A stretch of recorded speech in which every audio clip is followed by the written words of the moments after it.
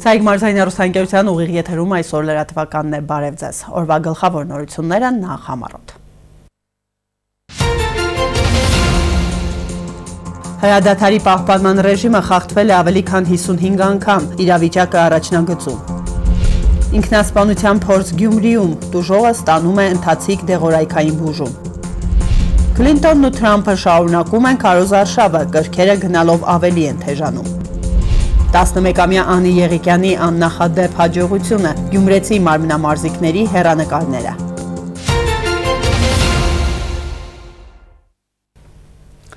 Սկսենք սահմանից։ Հոկտեմբերի 12-ի լույս 13-ի գիշերը Ղարաբաղ-ադրբեջանական հակամարտ զորքերի շփման գծում հակառակորդի կողմից հրադադարի պահպանման ռեժիմը խախտվել ավելի քան 55 անգամ, որի ընթացքում տարբեր դրամաչափի հրաձգային զինատեսակներից հայ դիրքապաների ուղղությամբ արձակվել է շուրջ 1000 կրակոց։ Հարավային եւ արևելյան ուղություններում ադրբեջանական զինուժը կիրառել է նաեւ դիպուկահար հրացաններ։ Պաշտպանության բանակի առաջապազորամասերը լիակատար վերահսկողություն են պահպանում առաջնագծում, շարունակելով վստահորեն իրականացնել մարտական ծառայություն։ Վաղը Երևանում կկայանա ՀԱՊԿ հավաքական անվտանգության խորհրդի նստաշրջանը, որը կվարի նախագահությունը ստանձնած Հայաստանի Հանրապետության նախագահ Սերժ Սարգսյանը։ Նստաշրջանում կքննարկվեն ՀԱՊԿ նախորդ տարվա գագաթնաժողովների որոշումների իրականացման ընթացքը, ինչպես նաև կազմակերպությունում նախագահության ընթացքում Հայաստանի Հանրապետության կողմից առաջադրված առաջնահերթությունները։ Նախատեսվում է նաև մի շարք քաղաքական հայտարարությունների ընդունում։ Երևանում բացվել է սպառազինությունների և պաշտպանական տեխնոլոգիաների միջազգային ցուցահանդեսը։ Ցուցահանդեսի բացման խորհրդանշական ժապավենը կտրել են Հայաստանի պաշտպանության նախարարը Վիգեն Սարգսյանը և ՀԱՊԿ գլխավոր քարտուղար Նիկոլայ Բորդյուժան։ Ցուցահանդեսի նպատակն է ներկայացնել Հայաստանի Հանրապետության և այլ երկրների նորագույն ռազմական տեխնիկան, ռազմաարդյունաբերական, նորարարական մշակումները։ Սա զորավարության ժամանակ է Բաղրամյանում, գնում է ուրեմն հրետանու կրակային գործողությունները եւ ցույց ենք տալիս այստեղ գնում է ամբողջային իր կոորդինատային համակարգերը։ Գնդապետ Բալայանը ներկայացնում է հայրենական արտադրության անօդաչուների կռունկ 25-ի, բազայի եւ X55-ի տեսանկարահանումները։ Օրվա բոլոր ժամերին գիշեր թե ցերեկ կաշխատեն սահմանին ու սահմանից այն կողմ թշնամու թիկունքում։ Տեխնիկական հնարավորություններով չեն զիջում համաշխարհային արտադրության անալոգներին։ Գնդապետն ասում է կարևոր առավելություն ունեն, մերն են, տեսանկարահանում են մինչև 100 կիլոմետր հեռավորության վրա, իսկ ամենափոքրիկ դետալները անգամ տեսախցիկները ֆիքսում մինչև 5 կիլոմետր խորության վրա։ Ռուսական անալոգ եթե մինչև 40 սանտիմետր ական հայտնաբերում եւ ճշտությունը 5 սանտիմետր է դիրքի։ Մենք հայտնաբերում է 2 սանտիմետր ճշտությամբ մինչև 60 սանտիմետր։ Եվ տարբերությունը ռուսականից մենք օգտագործել ենք մարտկոցներ, լիցքավորող մարտկոցներ, որոնք հնարավորություն են տալիս ականապատում դաշտում մնալ 25 ժամ։ Էլեկտրոնգործարանի գլխավոր ինժեները Ռիա 2-ն է ներկայացնում նորարարական լուծումներով ականորսիչը, որ գերազանցում է ոչ միայն իր նախորդին, այլև ռուսական անալոգին։ Ականների, նռնակների ու ականորսիչների արտադրությամբ մասնագիտացած էլեկտրոնգործարանում Ռիա 2-ը բոլորովին վերջերս են հավաքել, ընդամենը 5 ամսում։ Նրա նախորդը Ռիա 1-ը արդեն բանակի զինանոցում է։ 2017-ից կսկսվի Ռիա 2-ի սերիական արտադրությունը։ Այս մեկը կաշխատի ոչ միայն ցամաքում, այլև ջրում, մինչև 1 մետր խորության վրա։ Ցուցադրված են, բայց ուրիշ տեղ են։ Ունենք, հանգիստ։ Սերգեյ Ջաղինյանը նկատի ունի հայկական արտադրության այն էլեկտրոնային սարքավորումները, որոնք առայժմ կողմնակի աչքից հեռու են պահվում։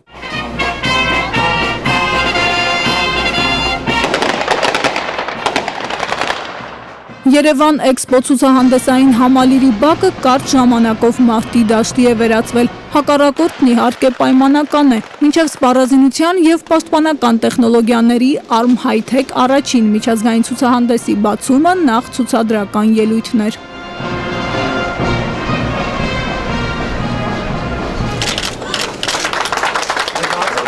Հայաստանի ու այլ երկրների ռազմաարդյունաբերության նորարարական մշակումները ներկայացնելու եւ անվտանգային ոլորտում համագործակցությունը խորացնելու նպատակով անցկացվող ցուցահանդեսն առաջինն է։ Պաշտպանության նախարար Վիգեն Սարգսյանի խոսքով ARM High-Tech-ն ունի բոլոր նախադրյալները վերածվելու զինված ուժերի շահերի համար առաջադեմ գաղափարների մշակման հեղինակավոր հարթակի։ Հայաստանի ռազմաարդյունաբերությունը ունի համապատասխան մասշտաբով նորարարություն եւ բարձր տեխնոլոգիաների ոլորտում տնտեսության խթանիչ դառնալու բոլոր հնարավորությունները։ Այս համատեքստում բոլոր տեղական արտադրողներին, գիտական ոլորտի ներկայացուցիչներին, հայրենական եւ միջազգային բուհերի առաջատար ուսանողներին ոչ եմ անում ջանք եւ եռան չխնայել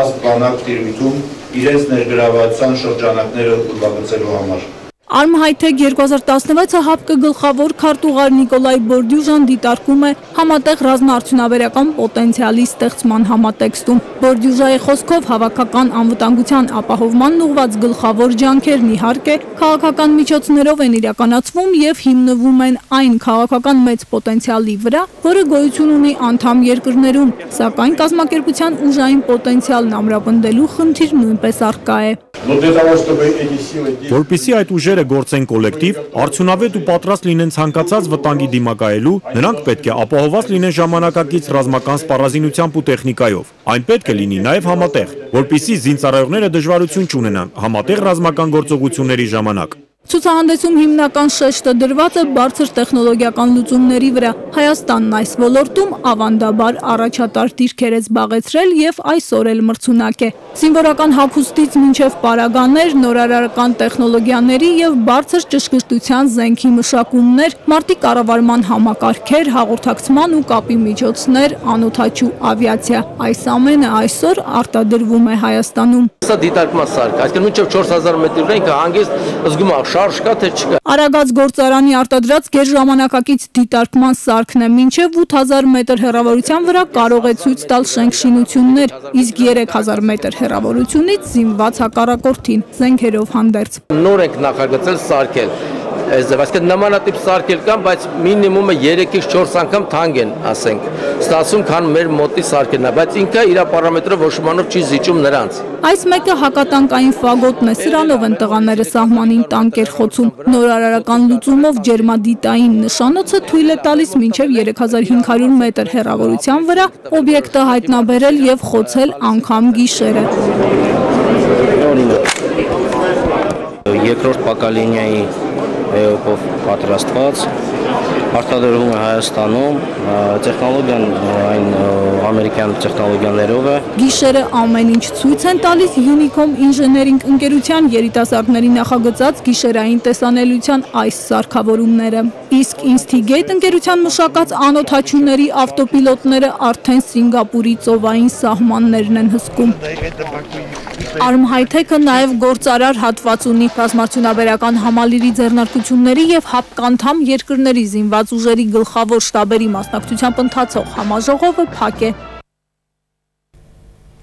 Նշանակումներ դատախազության համակարգում գլխավոր դատախազ Արթուր Դավթյանի հրամաններով արդարադատության 3-րդ դասի խորհրդական Կարեն Գաբրիելյանը նշանակվել է Շիրակի մարզի դատախազ, ազատվելով Շիրակի մարզի դատախազի տեղակալի պաշտոնից։ Արդարադատության 2-րդ դասի խորհրդական Գևորգ Բաղդասարյանը նշանակվել է գլխավոր դատախազության մեղադրանքի պաշտպանության եւ դատական ակտերի բողոքարկման վարչության պետ, ազատվելով Երևան քաղաքի դատախազի տեղակալի պաշտոնից։ Արդարադատության 3-րդ դասի խորհրդական Գևորգ Գևորգյանը նշանակվել է Երևան քաղաքի Ավան եւ Նոր վարչական շրջանների դատախազ, ազատվելով գլխավոր դատախազության, հատկապես կարևոր գործերով քննության, վարչության ավագ դատախազի պաշտոնից։ Չնայած արդեն 10 օր է, ինչ կառավարության կազմն ամբողջովին ձևավորված է, այդուհանդերձ առընթեր մարմինների ղեկավարների փոփոխությունները շարունակվում են։ Վերջին օրերին նոր ղեկավարներ ունեցան պետեկամուտների եւ ջրային տնտեսության կոմիտեները։ Այսօր նրանց նախագահները առաջին անգամ ի պաշտոն է մասնակցել են կառավարության նիստին։ Վարդան Հարությունյանը Պեկին նախագահի պաշտոնում առաջին անգամ կառավարության նիստին է եկել։ Կցանկանայի շնորհավորել պարոն Հարությունյան Վարդանին Պեկի պետ նշանակվելու կապակցությամբ եւ շնորհակալություն հայտնել, որ համաձայնվել եք համատեղ աշխատանքի,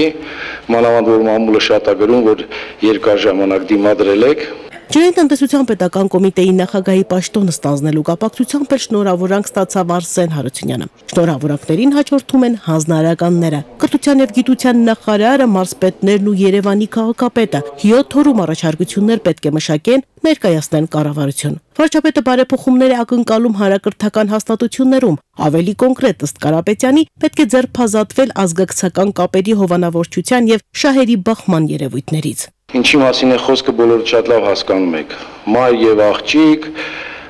նույն դպրոցում։ Ես չեմ բացառում, որ այդ նման դեպքեր կլինեն։ Պետք է տարբերակել որտեղ է օբյեկտիվ, որտեղ սուբյեկտիվ։ Մարզային դպրոցների զարգացման հայեցակարգի շրջանակներում էլ վարչապետը հանձնարարում է շաբաթական գոնե 1 դպրոցի հետ հեռահաղորդակցական կապ հաստատել եւ դպրոցների հետ մշակել ուսուցողական ծրագրի մեխանիզմներ։ Հանձնարարական ստացավ աշխատանքի եւ սոցիալական հարցերի նախարարը։ Գործադիրի ղեկավարի խոսքով ծառայություններն ավելի հասանելի պետք է դարձնել։ Հանձնարարում եմ աշխատանքի եւ սոցիալական հարցերի նախարարին։ Առաջինը առաջարկություններ ներկայացնել երեխայի ծննդյան միանվագ նպաստի համար առցանց եղանակով դիմելու հնարավորության վերաբերյալ։ Երկրորդը համապատասխան աշխատանքներ տանել եւ հնարավորություն ընձեռել, որպիսի կենսաթոշակ եւ նպաստ նշանակելու դիմումը ներկայացվի ցանկացած տարածքային բաժին անկախ շահառուի հաշվառման վայրից։ 10-օրյա ժամկետում սպորտի եւ երիտասարդության հարցերի նախարարն էլ պետք է ուսումնասիրի մարզական բնույթի միջոցառումներ կազմակերպելու, պարգևատրումներ կատարելու համար ծախսերի արդյունավետությունը, հատկապես պետք է կրճատվեն չհիմնավորված ծախսերը։ Մասսայական սպորտը, առողջ ապրելաոճը, ամենօրյա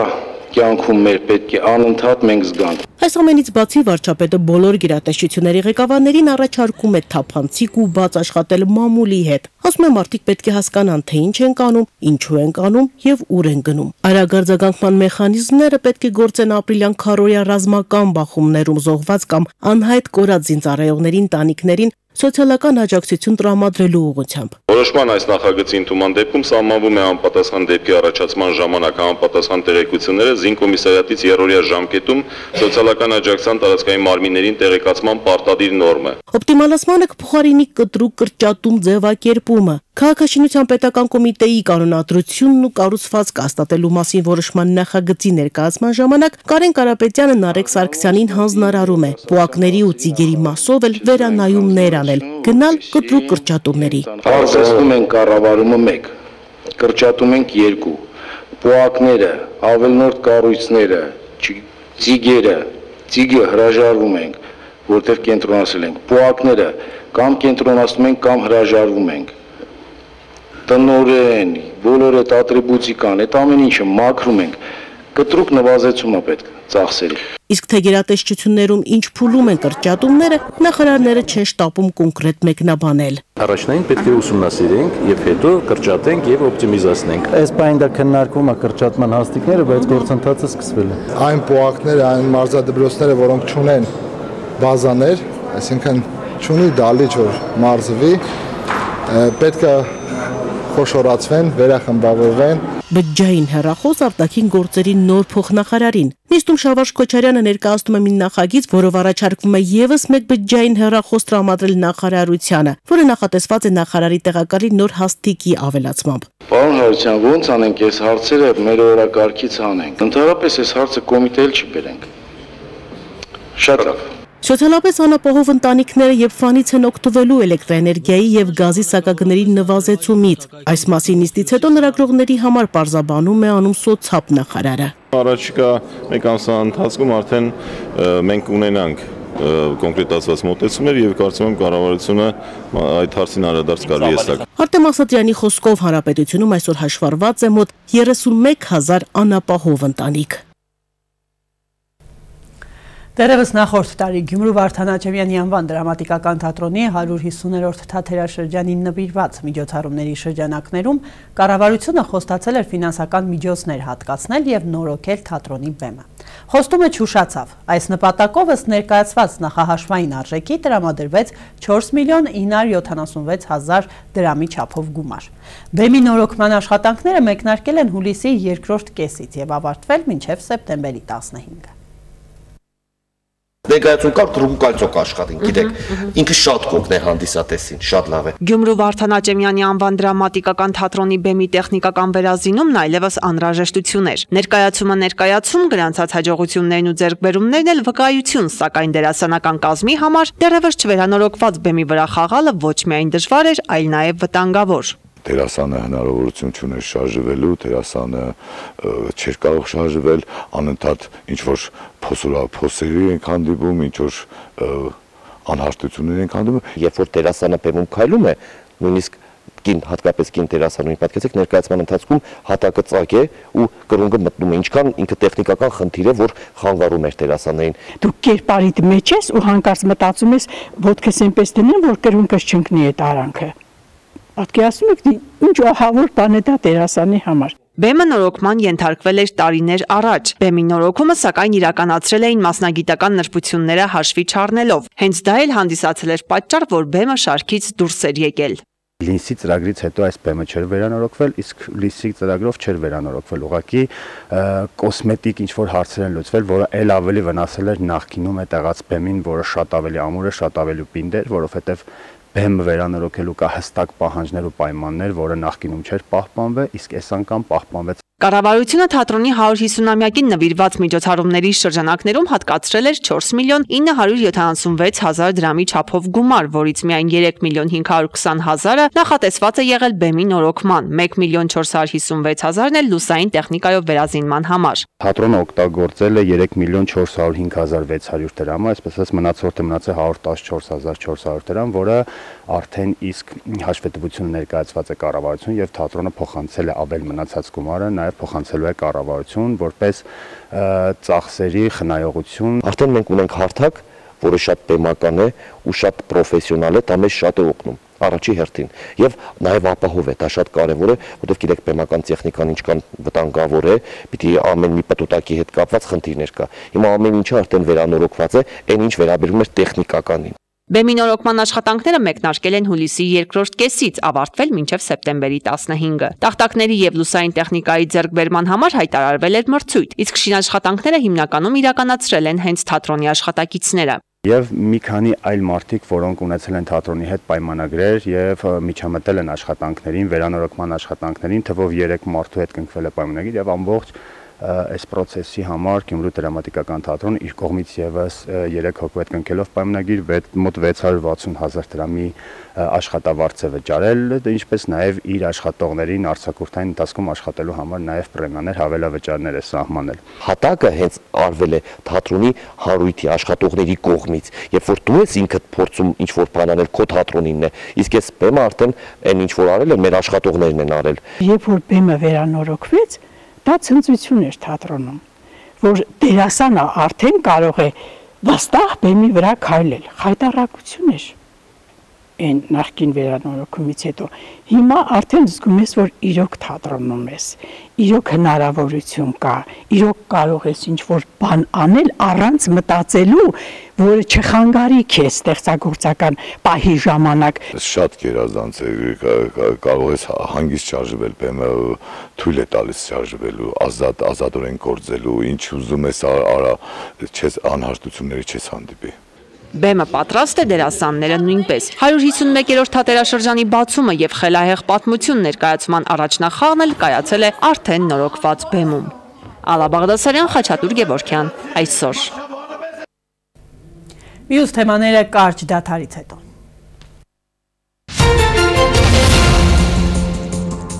Ինքնասպանության փորձ Գյումրիում, դուժողը ստանում է ընթացիկ դեղորայքային բուժում։ Քլինտոնն ու Թրամփը շարունակում են քարոզարշավը, կրքերը գնալով ավելի են թեժանում։ 11-ամյա Անի Եղիկյանի աննախադեպ հաջողությունը, գյումրեցի մարմնամարզիկների հեռանկարները։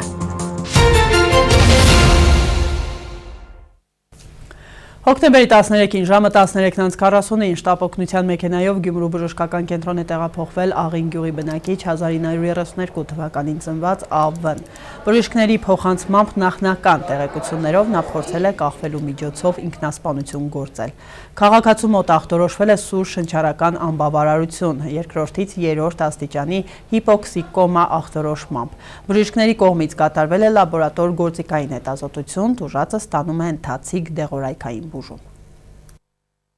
Ըստ անամնեստիկ տվյալների հիվանդը 3 տարի է տառապում է ականջի տապակ բջջային քասք եղավ, հավանաբար ստրանգուլյացիոն ասֆիքսիա, այսինքն կախվելու նպատակը ինքնասպանությունն է եղել, հավանաբար ենթադրյալ։ Վիճակը ծանր է, գիտակցություն չունի, հնարավորինս ամեն ինչ կատարվում է հիվանդի կյանքը փրկելու համար, առաջինը, երկրորդը գիտակցություն վերականգնելու նպատակով։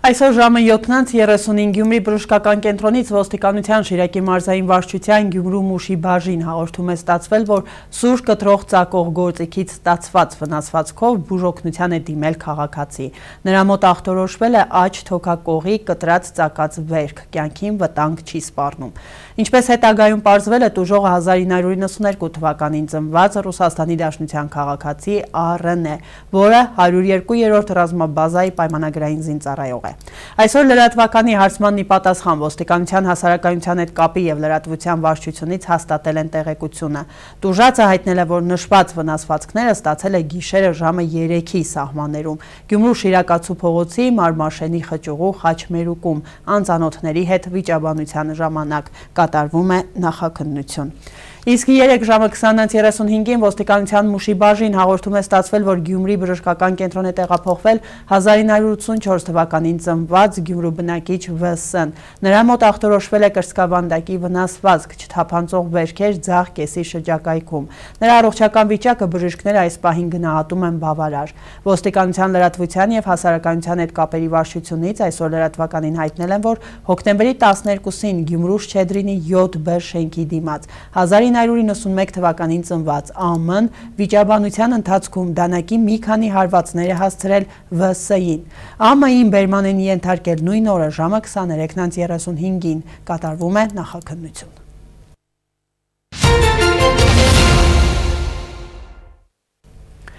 Եվրախորհրդի խորհրդարանական վերաժողովում հայաստանյան պատվիրակության անդամ Սամվել Ֆարմանյանը անդրադարձել է Թուրքիայում տիրող իրավիճակին։ Պատգամավորը մասնավորապես խոսել է հուլիսին պետական հեղաշրջման փորձից հետո այդ երկրում սկսված բռնություններից եւ զանգվածային ձերբակալություններից։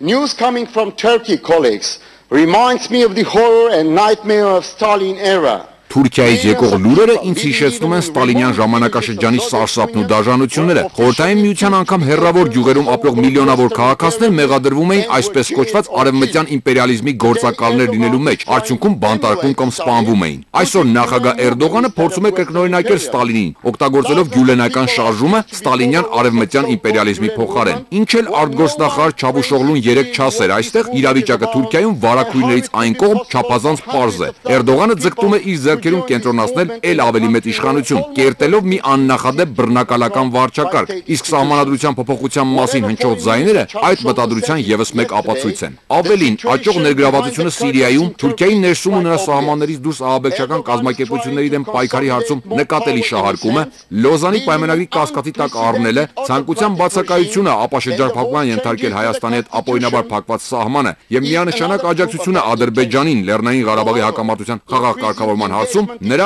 աճող նեո-օսմանյան ձգտումների խոսուն եւ ցցուն վկայություններ են։ Զուգահեռաբար Թուրքիայում ապաստանած միլիոնավոր սիրիացի փախստականներին վերածելով քաղաքական գերեվարվածների, շանտաժի ենթարկելու Եվրոպային։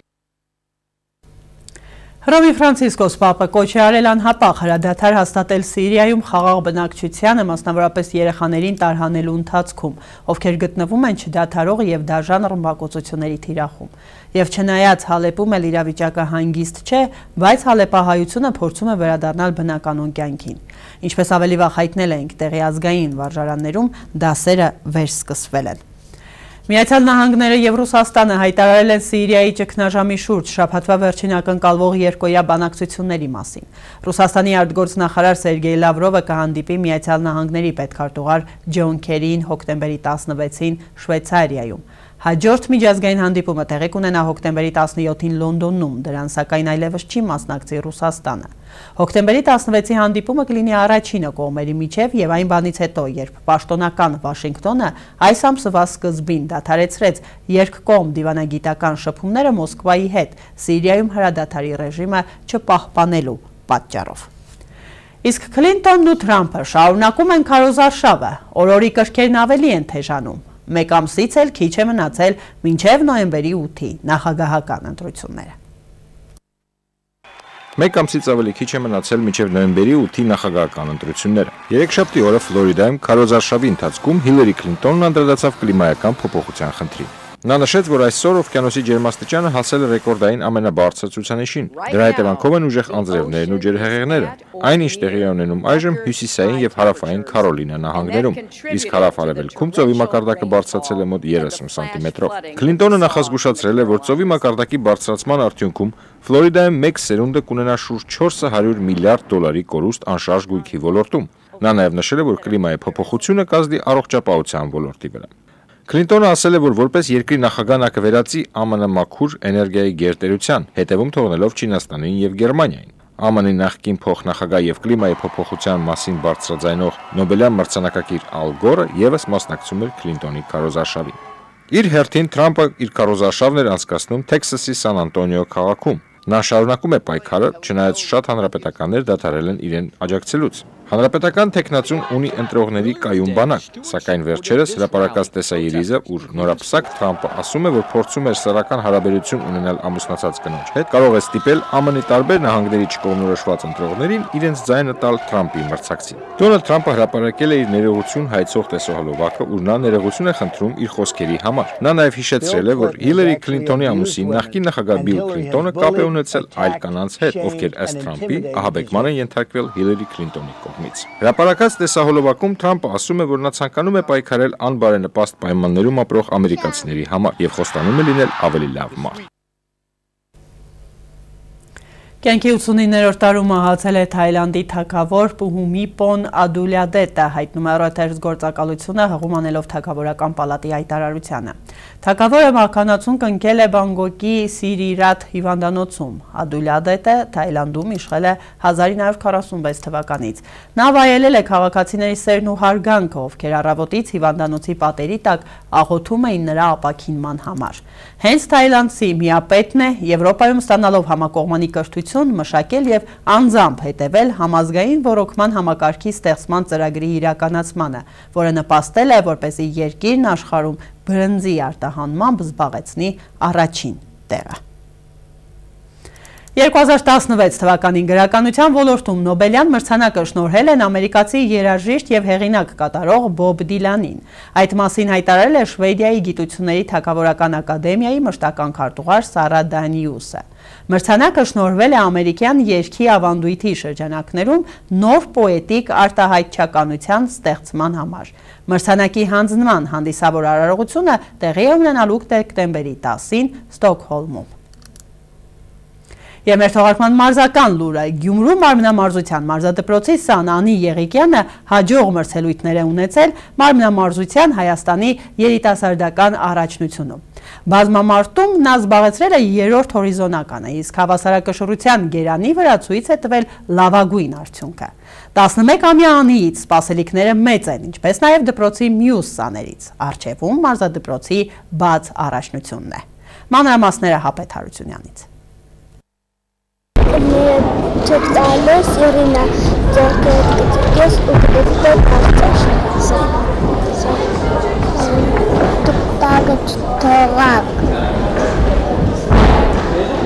Գյումրու մարմնամարզության մարզադպրոցում ենք, որտեղ իրենց առաջին քայլերն են կատարում Իրինան, Անահիտն ու Կարինեն։ Նախքան վարժություն կատարելը քննարկում են, հուշումներ անում եւ հիշում մարզչի խորհուրդները։ Ամեն ինչ չէ որ ստացվում է, սակայն ժամանակի ընթացքում կհասցնեն հղկել, վստահեցնում են մարզիչներն ու հավելում, տաղանդավոր երեխաների պակաս չունեն։ Փոքր տարիքում կատարում են բարդ տարրեր, որոնք շատ անգամ անհասանելի են մեծահասակներին։ Մյուս կողմից կան հանգամանքներ, որոնք խանգարում են երեխաներին, մասնավորապես մարզումային անհրաժեշտ պայմանների բացակայությունը։ Ինչու՞ չէ, նաև ֆինանսներից, որովհետև մենք չենք կարողանում կազմակերպել մարզական հավաքներ,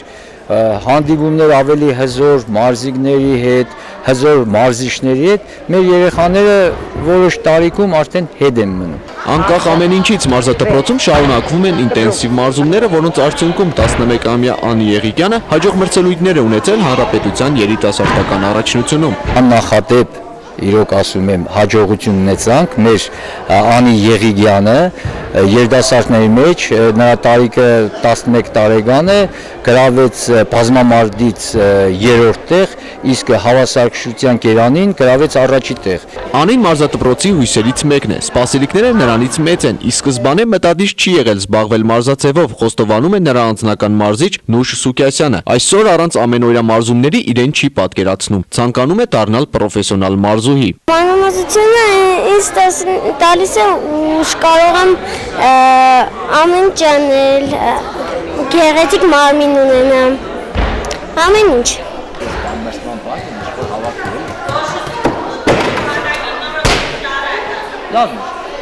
Այս հնարքը Անին կատարում է ընդամենը 11 տարեկանում։ Շատ բարդ տարեր է պարունակում նաև հավասարակշռության կերանի վրա նրա կատարած վարժությունը։ Շատ դժվարություններով, հաղթահարելով հասել ենք այս էլեմենտները, որոնք որ հիմա ինքը անում է։ Գովելի էր նա, որ մեր օլիմպիական չեմպիոն Ալբերտ Ազարյանը մեծ հույսեր ունի մեր Անի Եղիգյանի նկատմամբ։ Էլեմենտները սովորելու ժամանակ պետք է շատ զգուշ, շատ ուշադիր լինել, որպեսզի երեխան չվախենա։